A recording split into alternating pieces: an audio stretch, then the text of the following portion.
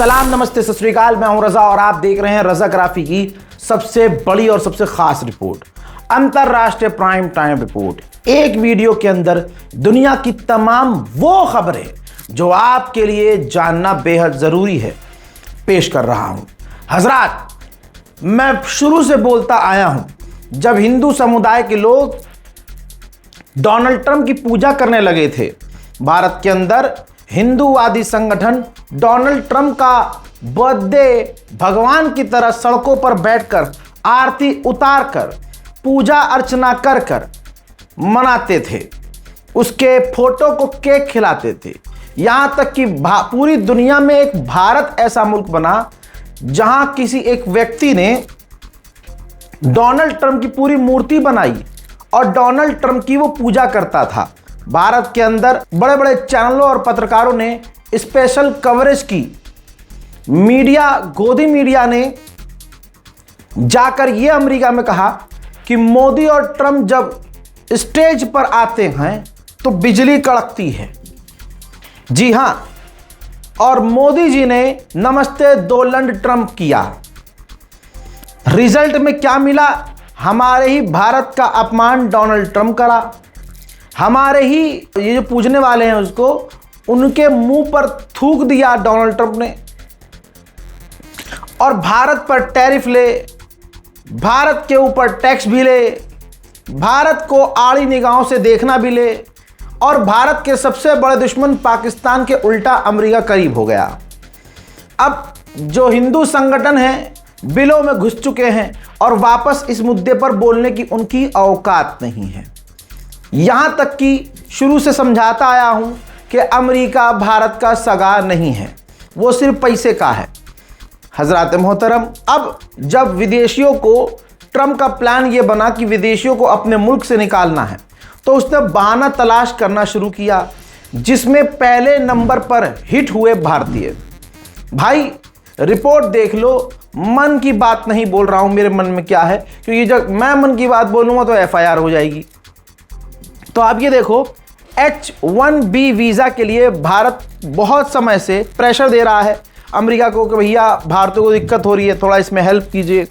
उल्टा हेल्प तो छोड़ो, मोदी जी का जलवा ये है कि H-1B वीज़ा वाले जो अमेरिका में रह रहे हैं, अगर उनकी नौकरी गई तो नई नौकरी तलाशने के लिए 60 दिन का टाइम अमेरिका देता था कि अमेरिका में आप दूसरी जगह 60 दिन में नौकरी तलाश लो। लेकिन अब क्योंकि भारतीयों को उन्हें निकालना है, तो अब वो 60 दिन की मोहलत ख़त्म करने की कोशिश कर रहे हैं। दोस्तों, 5 लाख भारतीयों पर असर होगा, क्योंकि H-1B वीज़ा लेने में भारतीय सबसे नंबर 1 पर रहे हैं, जो H-1B वीज़ा लेकर वहाँ जॉब करते हैं। ठीक, और अब आप देख लो, ये एक ग्राफिक्स है दैनिक भास्कर का कि भारतीय 73% H-1B वीज़ा लेकर वहाँ नौकरी कर रहे हैं। चीन दूसरे नंबर पर है, फिलीपींस, कनाडा, कोरिया जो है 1% वाले हैं। अन्य जो दूसरे देश हैं वो 12% है। यानी सबसे ज़्यादा भारतीय अमेरिका में जाकर नौकरी करते हैं। यानी भारत में बढ़िया पढ़ाई करेंगे हैं और फिर विदेश चले जाएंगे, अमेरिका चले जाएंगे। और ये वही अमेरिकी हैं, भारतीय अमेरिकी वही हैं जिनकी अक्सर वीडियो ANI आपको दिखाता है कि मोदी जी जब जाते हैं तो महिलाएं रो रही, मोदी जी मैंने भगवान देख लिया, ही इज सो गुड। अब दोस्तों, अब ऐसे ही भारतीय जो अमेरिका में रहकर मोदी मोदी मोदी मोदी करते हैं, उनका ही अमेरिका में रहना खतरे से अब खाली नहीं है। खुद भारतीय गोदी मीडिया के अखबार कह रहे हैं कि जो भारतीय अमेरिका में नौकरी कर रहे हैं खतरे। बहुत अच्छी बात है, वो भारतीय जो अमेरिका में नौकरी करते थे और मोदी मोदी कर, अब भैया उनका अमेरिका में रहना मुश्किल हो चुका है, होने वाला है। अगर नौकरी किसी की गई तो भाई दिक्कत में पड़ जाएंगे। अब आप देखिए, खुद भारतीय गोदी मीडिया वाले अखबार लिख रहे हैं कि 5 लाख भारतीय खतरे में हैं, अमेरिका में रहना उनके लिए अब मुश्किल होने वाला है। मेरे दोस्तों, हिंदू समुदाय ने अमेरिका को, ये अमेरिका के जो राष्ट्रपति है डोनाल्ड ट्रंप, उसको भगवान तक बना लिया था सिर्फ इसलिए क्योंकि इन लोगों को मुसलमानों से परेशानी है। ये बात मुझे समझाने की जरूरत नहीं है, आप देख ही रहे हैं भारत के अंदर। अब क्या हुआ, थूक लगा लगा कर पीट रहा है डोनाल्ड ट्रंप इन्हें। दूसरी खबर भी हिंदू की अखबार की देख लो भैया, जो कि नवभारत टाइम्स है। भारत को आसानी से बलि का बकरा बनाता है अमेरिका। अब ट्रंप अपनी नाकामी छिपाने 100% टैरिफ लगाने की तैयारी कर रहा है। राष्ट्रपति चुनाव से पहले अपने चुनाव प्रचार में ट्रंप ने एक हफ्ते में यूक्रेन युद्ध खत्म करने की बात कही थी, लेकिन अब 1.5 साल से ज्यादा हो चुका है। युद्ध रोकने में नाकाम ट्रंप अब ये दिखा रहे हैं कि वो सख्ती से काम कर रहे हैं। 100% टैरिफ लगाने वाला ग्राहम बिल इस मामले में खास तौर पर उपयोगी है, जिसके अंतर्गत दोस्तों भारत के ऊपर 100% यानी 100% टैरिफ टैक्स लगाएगा। यह है तुम्हारे मोदी जी। 1% ना अमेरिका भारत के साथ दोस्ती निभाता है, न 1% वो हमारे साथ है। लेकिन भारत का एक समुदाय डोनाल्ड ट्रंप की पूजा इसलिए करता था, इसलिए अच्छा कहता था, क्योंकि वो मुसलमानों के खिलाफ था। अब भुगतो। वहीं रशिया की प्लानिंग ये है कि ट्रेन की पटरी कई देशों के साथ मिलकर पाकिस्तान से होते हुए भारत तक ट्रेन की पटरी बिछाएं। ये बहुत बड़ा प्रोजेक्ट है, लेकिन सवाल ये है, एज अ इंडियन मुझे पता है कि अगर भविष्य में हमारे रिश्ते वैसे भी पाकिस्तान से ही नहीं रहते, तो ट्रेन का रास्ता जो भारत आएगा पाकिस्तान से होता हुआ, जो रशिया बिछाएगा, तो पाकिस्तान का जब मन करेगा वो रास्ता ब्लॉक कर देगा, ट्रेन को भारत आने नहीं देगा। होना ये चाहिए कि भले ही पाकिस्तान तक ट्रेन वो जाए, लेकिन आगे के इलाके से जिसमें पाकिस्तान कंट्रोल ना करे, रूस या भारत कंट्रोल करे, ऐसा रास्ता चुनना चाहिए ताकि वो ट्रेन को कभी भी पाकिस्तान ना रोक सके। ये बात होनी चाहिए।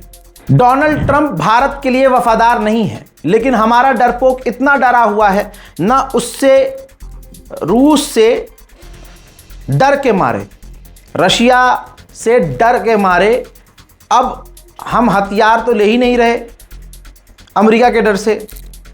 अब यह है कि रशिया भारत पर शुरू से पूरा मेहरबान है, सच्ची दोस्ती निभाता है, लेकिन मोदी सरकार ने डोनाल्ड ट्रंप से डर के 114 राफेल फाइटर जेट लेने का फैसला किया फ्रांस से, जबकि फ्रांस अपनी सारी टेक्नोलॉजी नहीं दे रहा है। रशिया भारत को पहले कह चुका है, आप हमारे कोई भी फाइटर जेट लीजिए, हम टेक्नोलॉजी ट्रांसफर करेंगे और आपके मुल्क में ही बनाएंगे।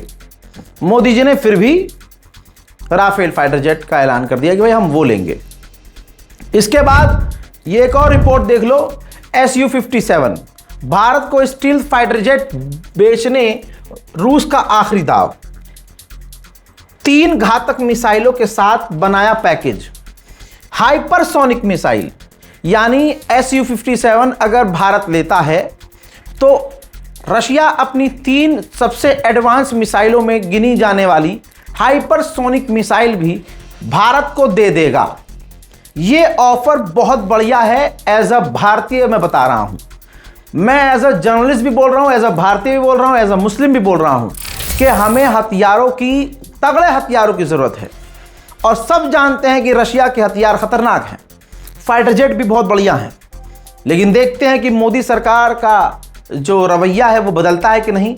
क्या मोदी जी अमेरिका से डरना कम करके या चौड़ में आकर अमेरिका की औकात दिखाकर रूस से हथियार लेने की डील करते हैं या नहीं। हजरात, उधर नेपाल की सरकार सबसे पहले भारतीय दूत से मिलेगी, फिर अगले दिन चीन के दूत से मिलेगी, फिर तीसरे दिन 1-to-1 अमेरिका से मुलाकात होगी। मेरे दोस्तों, बांग्लादेश और भारतीय सेना के बीच जो है तनाव बढ़ गया है बॉर्डर पर। असल में बांग्लादेश के द्वारा एक भारतीय को बॉर्डर से किडनैप किया गया, फिर इससे तनाव थोड़ा सा बढ़ा। इसके बाद एक बांग्लादेशी तस्कर को बीएसएफ ने गोली मार दी, जिसके बाद से अभी तक यह मामला बुरी तरह से गरमाया हुआ है। नींद से यूएन अब जागा और उसने पीओके में पाकिस्तान का जो आतंक है उस पर नाराजगी व्यक्त की। कहा जिस तरह से वहां की महिलाओं को, बच्चों को, बुजुर्गों को, आम निहत्थे लोगों को पाकिस्तान कत्ल कर रहा है, पाकिस्तान की फौज उन पर जुल्म कर रही है, पाकिस्तान सरकार की इस पर अकाउंटेबिलिटी होनी चाहिए, जवाबदेही उसकी होनी चाहिए और ये जो कुछ हो रहा है इसे बंद होना चाहिए। मेरे दोस्तों, वहां जो पीओके में चुनाव होने वाला था, पीओके के लोग उसको कैंसिल करवाना चाहते थे कि नहीं भाई, सारा खेल तो शहबाज शरीफ खेल रहा है, कई सारे मुद्दे हैं। लेकिन फिलहाल छोटी सी कामयाबी ये मिली है कि शहबाज शरीफ की सरकार अब डर गई है हल्का सा, और अब उसने पीओके में चुनाव रद्द कर दिया है। दोस्तों, ये सोशल मीडिया कितना खतरनाक है। अगर आपके घर के बच्चे यूट्यूब पर आलतू फालतू चीज़ें देखते हैं या अगर कुछ भी सोशल मीडिया पर देख रहे हैं, तो माँ बाप की जिम्मेदारी, गार्जियन की जिम्मेदारी होनी चाहिए कि देखे कि वो क्या देख रहा है। थाईलैंड में जो गोलीबारी स्कूल के अंदर हुई थी, जिसका मैंने मामला आपको कल बताया था, शुरुआती जांच में पता चला है कि गोली चलाना, बंदूक चलाना कैसे है, वो यूट्यूब से उस 9वीं क्लास के बच्चे ने सीखा था। 8 से 9 लोगों को उसने कत्ल कर दिया मज़े मज़े में। दूसरी रिपोर्ट ये आई है कि वो जो बच्चा था दिमागी तौर से परेशान था, मतलब मेंटल इसको इश्यूज थे। अभी और आगे की जांच होना बाकी है। हजरात, साउथ चाइना सी के अंदर चुपके चुपके चीन छोटे छोटे आइलैंड बना रहा है और अब जाकर वो सैटेलाइट से खुलासा हुआ है और फिर वो उस आइलैंड पर बेस बनाने की तैयारी में है, ताकि उस जगह से अमेरिका और अपने दुश्मन पर हमला करने के लिए वो उनसे और करीब हो जाए। कहा जा रहा है कि वर्ल्ड वॉर 3 की शुरुआत पहले ही हो चुकी है। वहीं ताइवान भी डरा हुआ है। ताइवान तैयारी कर रहा है, लगातार उसकी तैयारी जारी है चीन के खिलाफ। अगर चीन घुसपैठ करने की कोशिश करता है तो यूक्रेन के स्टाइल में हम ड्रोन इस्तेमाल करेंगे चीन के खिलाफ। डोनाल्ड ट्रंप का खानदान पूरा बिजनेसमैन है। डोनाल्ड ट्रंप ने पूरी दुनिया में हुड़दंगी मचाकर फायदा अपने घर वालों का करवाया है। ग्रीनलैंड पर कब्जा करने की चाहत रखने वाले डोनाल्ड ट्रंप के परिवार वालों ने, परिवार के ही व्यक्ति हैं, उनकी बहुत बड़ी बड़ी कंपनी है। तो एक ड्रिलिंग कंपनी है, मतलब ग्रीनलैंड का कोई है ऐसा, कोई भी अधिकारी होगा, उसने डोनाल्ड ट्रंप की परिवार की टीम से डील की ड्रिलिंग के लिए, खुदाई उदाई के लिए। खुदाई वाली कंपनी है। तो भाई उन्होंने क्या करा, डील कर ली। जब हल्का फुल्का ये मामला हाईलाइट ग्रीनलैंड में हुआ, जांच हुई, तो पता चला कि ये तो डोनाल्ड ट्रंप के घर वालों की कंपनी है। तो ग्रीनलैंड की सरकार ने वार्निंग जारी कर दी, अमेरिका से कहा है कि गलती से भी आप अपने कोई इक्विपमेंट यहाँ मत भेजना। आपकी ये ट्रंप के घर वालों की कंपनी है, ये अपना साजो सामान लेके यहाँ ना आए, हम जांच करेंगे वरना उनकी। पूरी दुनिया में अशांति है। कोसोवो में ये मांग हो रही थी कि भाई चुनाव होने चाहिए, लेकिन वहाँ की सरकार चुनाव होने नहीं दे रही थी। तो मेंबर ऑफ पार्लियामेंट, एक महिला मेंबर पार्लियामेंट, वो इस चीज़ से ज़्यादा परेशान थी। पार्लियामेंट के अंदर ही गुस्से में उन्होंने कोसोवो के प्रधानमंत्री के ऊपर अंडों से हमला कर दिया।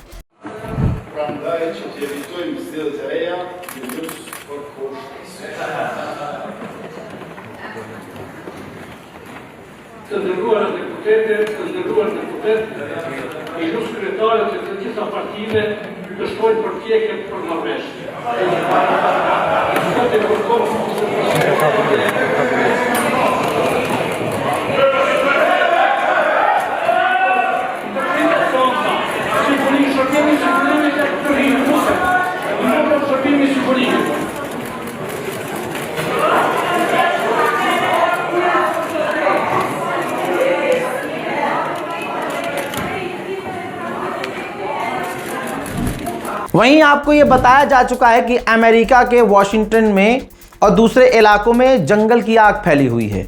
हफ्ता भर गुजर चुका है, ये आग नहीं रुक पा रही है, बल्कि आग अब समरलैंड, अमेरिका में एक दूसरा इलाका है समरलैंड, दूसरा स्टेट है, वहां तक आग पहुंच चुकी है। तस्वीर आप देख लीजिए, पहाड़ों से लेकर घरों तक में आग लग चुकी है। नए इलाके में लगभग 2000 मकान जलकर राख हो चुके हैं और हालात बिगड़ रहे हैं। भैया, जब हफ्ता भर गुजर चुका है और आग नहीं बुझ रही हो तो हालात कितने ख़राब होंगे आप समझ सकते हैं। भाई सुनिए, बहुत बड़ी खबर है।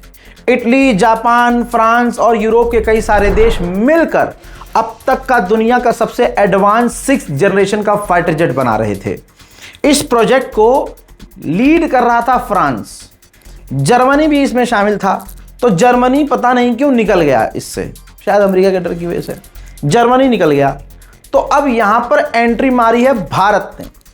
भारत बात कर रहा है कि भैया जर्मनी निकला है तो हम शामिल हो जाते हैं आपके साथ मिलकर, जो 6th जनरेशन का फाइटर जेट बनाएंगे। ये फायदेमंद है।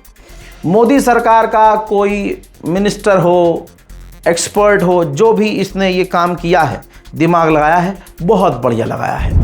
मोहतरम हजरात, अंतर्राष्ट्रीय प्राइम टाइम रिपोर्ट में आज और अभी के लिए इतना ही। इस रिपोर्ट को शेयर कीजिएगा, चैनल को सब्सक्राइब जरूर कीजिएगा। दुआओं में याद रखिए। मैं हूं रजा और आप देख रहे हैं रजाग्राफी अनस्क्रिप्टेड। जय हिंद, वस्सलाम।